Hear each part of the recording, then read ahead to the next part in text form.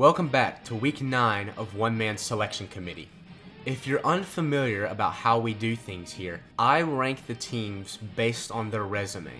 It's completely about the results. It has nothing to do with which team's better, which team might win. It has nothing to do with that. That's not the fair way to rank the teams. I rate the teams based on results and nothing else. The top 4 of my rankings is selected as if the playoff were starting today. So starting at number 12, I have Oklahoma. Oklahoma just came off a loss to Kansas State, and their best win, which is the Texas win, is losing a little bit of its luster. But they also lost to Kansas State. That's why they're at 12, because they have, of all these top 12 teams, they have a bad loss without a good win. Now, at number 11, I have Utah. The reason Utah is in front of Oklahoma is because Utah has a better loss, if that makes any sense. I think USC is a better team than Kansas State. They both lost on the road. Oklahoma lost on the road. Utah lost on the road. And by similar margins, both were by 7 points. And so I would say Utah's loss to USC is a little better. And Utah's best win is comparable to Oklahoma's best win. Utah's best win is against 25th ranked Washington State.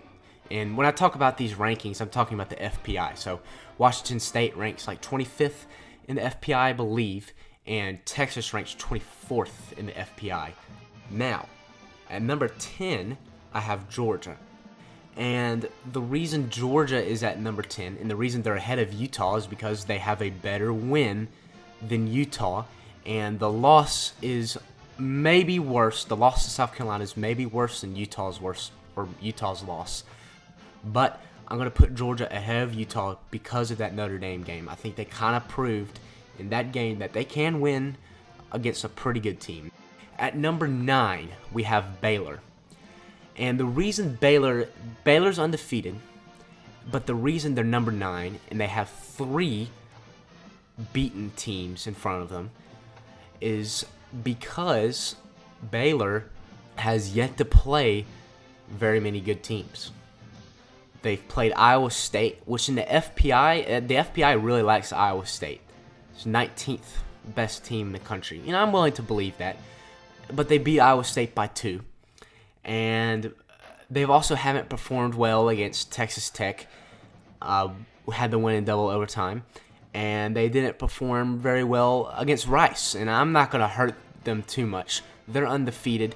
And the reason they're ahead of Georgia is because you can make the argument, well, Georgia lost to, the 35th best team in the country, South Carolina.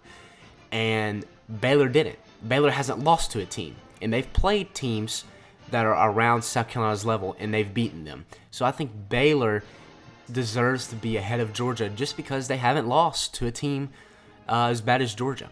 Now, the reason Baylor is behind all these other beaten teams, or 3 beaten teams, Oregon, Auburn, and Florida.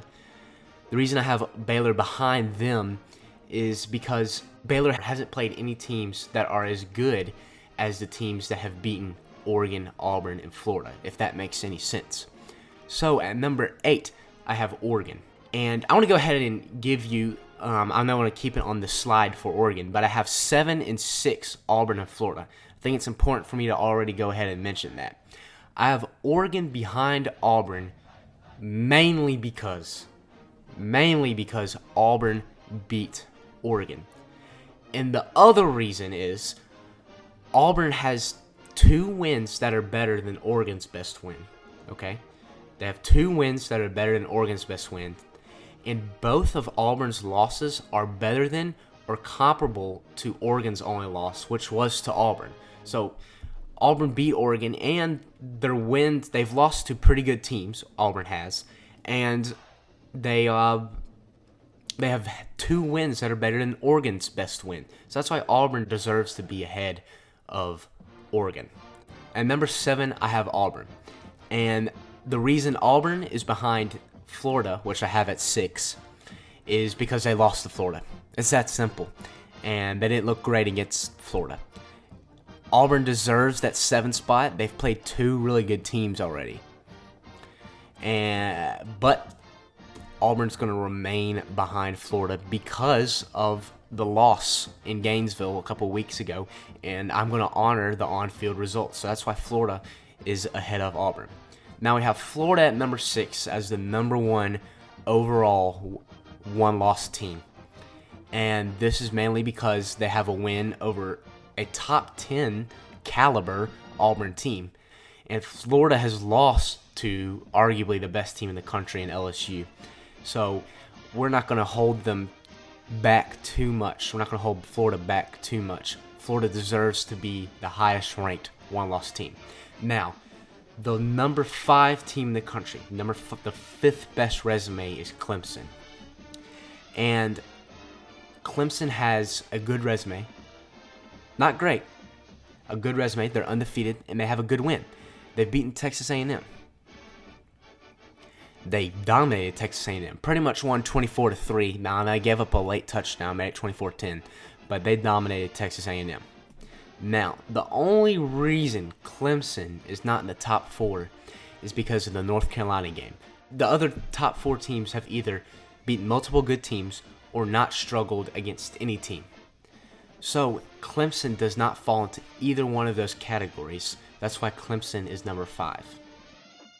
Now, with the first playoff spot at number 4, we have Alabama.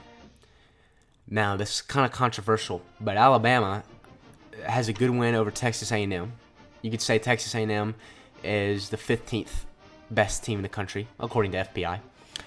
But Penn State, which is at number 3, has 2 wins that are better than Alabama's 1 win. The Iowa win for Penn State and the Michigan win for Penn State is better than the 1 win Alabama has over A&M. So that's the only reason Penn State is ahead of Alabama. Now, I believe it's sort of controversial there. You could argue that Penn State's performance against Pitt wasn't great, but they handled business, and I think the 2 wins over good teams, top 25 teams, overweighs that bad performance, that 7-point win over a bad team. That's why Penn State is ahead of Alabama. At number 2, we have Ohio State. The reason being is Ohio State has 1 top 10 win, and LSU has beaten the 11th best team in the country and the 8th best team in the country. Ohio State dominated Wisconsin, and it made it kind of difficult for me, the fact that they dominated Wisconsin so much. But I think quantity over quality of wins in this circumstance. So that's why I have Ohio State at 2. They only have 1 good win. LSU has 2. And obviously, at number 1 is LSU. Best resume out there. They played on the road at Texas, and Texas is not looking great. I think that win's losing a lot of luster. But they did win at Texas. But they do have, LSU does have 2 wins over good teams, and that's Florida and Auburn. Those are 2 top 10 caliber teams that LSU has beaten. And that's why LSU deserves to be number 1. LSU has the best resume of any team in the country. And it's been like that in my rankings. LSU's been number 1 in my rankings every week I've done this. They have the best resume. They deserve to be number 1. So just as a recap, I have LSU at number 1, Ohio State at number 2, Penn State at number 3, and at number 4 I have Alabama. If the playoff started today, I need those 4 teams in the playoff. Now maybe you can change the order, but if the playoff were to start today, those are the 4 most deserving teams, the teams with the best 4 resumes, the teams that need to be in a playoff. So thank you very much for watching this episode. Let me know how the production quality is, how enjoyable this video is to watch. I hope you like this. I really enjoy doing this, and it got some. You guys seem to like it, so I'm gonna keep doing it. I don't know how to close out a video. I don't know how to do an outro. So that's it. Bye.